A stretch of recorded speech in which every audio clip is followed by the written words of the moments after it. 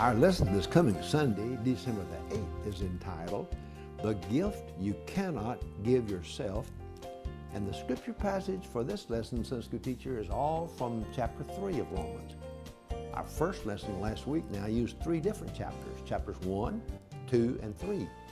But our passage this Sunday is all from Romans 3, verses 21 through 28, divided now and organized into 3 subdivisions is what it is, again without headings for those subdivisions, but we'll simply work with the scripture as we have it like that.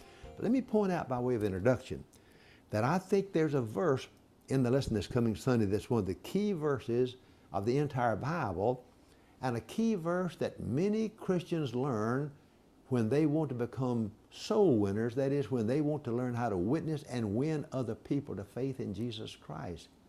When I was first converted as a teenage boy, I had a number of friends of mine who didn't go to church, who were not Christians, and because I had kind of a radical conversion by reading the scripture, I wanted to share my faith, and I asked my pastor, how can I learn to tactfully, intelligently share my faith with my friends that I might bring them to faith in Jesus Christ? And my pastor pointed out and gave me what was called the Roman Road. The Roman Road was a series of scripture passages, all from the book of Romans, showing how we could move from our sin and need to faith in Jesus Christ.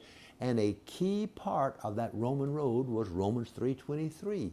For all have sinned and come short of the glory of God. And that verse is included now in the lesson this coming Sunday.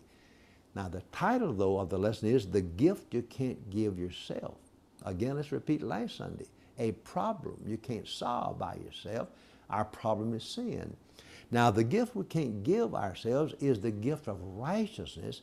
In other words, that makes us right with God. We cannot give that gift.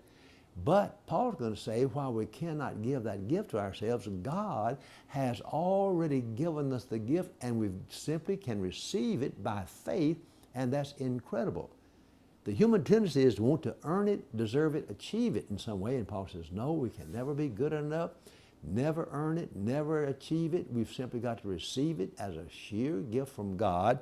So it's a gift we need, but a gift we cannot give to ourselves. So with that introduction now, let's look. The first focal passage is chapter 3, verse 21. So look at that verse with me. Paul says in that verse, but now apart from the law, the righteousness of God has been manifested, being witnessed to by the law and the prophets. Now what he's referring to here, Paul as a Jew believed that God had revealed himself to the Hebrew people in the Old Testament through the law.